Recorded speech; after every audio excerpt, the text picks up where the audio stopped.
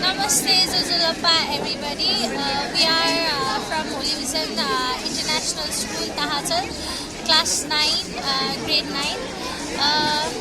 So, हामीले चाहिँ as a exhibition मा हाम्रो second terminal examination result distribution को exhibition मा चाहिँ हामीले केही आफूलाई थाहा भएको कुराहरू अनि गुगलमा पनि सर्च गरेर हामीले चाहिँ यहाँ प्रेजेन्ट गरेका छौं.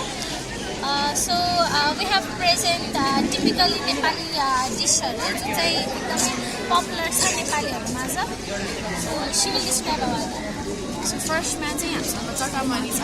चटामरी चाहिँ मोस्टली नेवारी कम्युनिटीमा चाहिँ बनाइन्छ. अनि सेकेन्डमा छ सेलरोटी. सेलरोटी चाहिँ मोस्ट प्रोबेबली चाहिँ तिहारमा बनाएर खाइन्छ. अनि नेक्स्ट छ हामीसँग लाकमरी चाहिँ बिहेहरूमा पनि त्यो दिनको लागि पनि युज हुन्छ. सगुन दिनलाई चाहिँ युज हुन्छ. अनि दिस इज गुन्द्रुक चाहिँ नेपालमा एकदमै फेमस फुड हो. अनि छ्याङ पनि नेवार पिपल अथवा तामा पिपलहरूको चाहिँ ड्रिङ्क हो. अनि ग्वालमरी चाहिँ नेपाली पिपलहरूको मोस्ट प्रोबेबली इटन ब्रेकफास्ट भन्नु पनि ब्रेकफास्ट जस्तै हो. अनि रक्सी इज अल्सो सेम एज थो.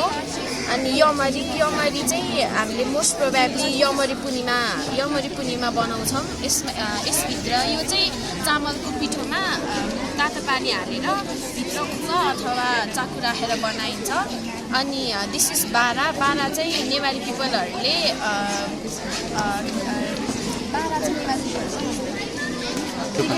लन्चहरूको लागि चाहिँ बनाउँछ. यसमा चाहिँ हामीले